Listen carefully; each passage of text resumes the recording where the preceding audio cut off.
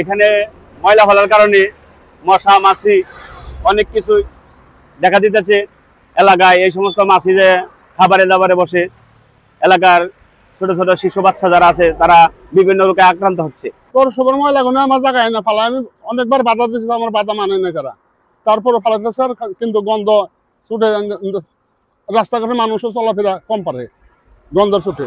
আমাদের কিলিয়া আদর্শ গ্রাম গঠনে এই পরিষ্কার পরিচ্ছন্নতা আমরা পাচ্ছি না। আমরা এক কথায় এটা আমরা বন্ধের দাবি করি। আর আমি বিশেষ করে প্রতিদিন এই দিক দিয়ে চলাচল করি, অনেকের অনেক সমস্যা হয়। আমিও একজন পথচারী।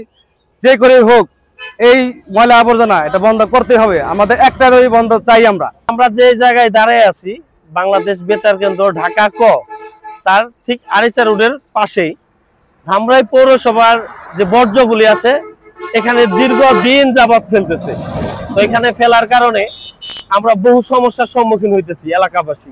আপনারা জানেন এখানে একটা মাদ্রাসা, একটা প্রাইমারি স্কুল, প্রাথমিক বিদ্যালয়, সরকারি প্রাথমিক বিদ্যালয়, একটা মসজিদ বা এলাকার যারা আছে তারা কেউ এখানে সুস্থভাবে আমরা বসবাস করতে পারতেছি না, সুস্থভাবে বসবাসের উপযোগী নাই। এখন আমরা পাশে দাঁড়ায় আছি, কি পরিমাণ দুর্গন্ধ আপনারা দেখেন।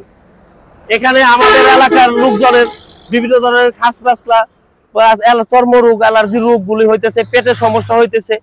তারপরে যে স্কুলের কচি কচি বাচ্চারা ঠিক মতো ক্লাস করতে পারতেছে না। আমরা এর আগেও কুরবানির ঈদের আগে টিউনু মহোদয়ের কাছে গিয়েছিলাম, এখানে যে আমরা স্মারকলিপি দিয়েছি।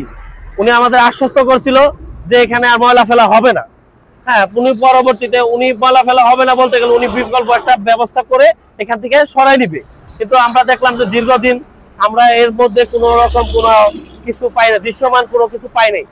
এমনকি এই যে দুর্গন্ধটা জানি না ছড়ায় তার জন্য বিকল্প কি ব্যবস্থা নেওয়া যায় এখানে প্রাথমিক অবস্থায় সেটাও নেওয়ার কথা ছিল, তারও কিছু কোনো কাজ আমরা দৃশ্যমান এখানে পাই নাই। কোরবানির সময়ে বর্জ্য উৎপাদনের হারটা অনেক বেশি থাকে এবং সেই অনুযায়ী আমাদের প্রিপারেশনও নেওয়া হয়েছে পৌরসভা থেকে।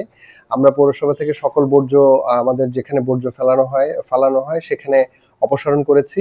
সেখানেও একটি ম্যানেজমেন্ট আছে, আমরা সেই ম্যানেজমেন্টটি দ্রুত করে ফেলবো। আমরা আশা করছি যে আমরা মাটি চাপা দিব, আসলে অতি বৃষ্টির কারণে সেই মাটিটাও থাকছে না, এটাও একটি সমস্যা। আর কিছু ময়লা একেবারে ঢাকা আরিচা মহাসড়কের কাছাকাছি অবস্থানে চলে আসছে, সেটিও আমরা আগামী একদিনের মধ্যেই এক্সকাভেটর দিয়ে অপসারণ করে নেব।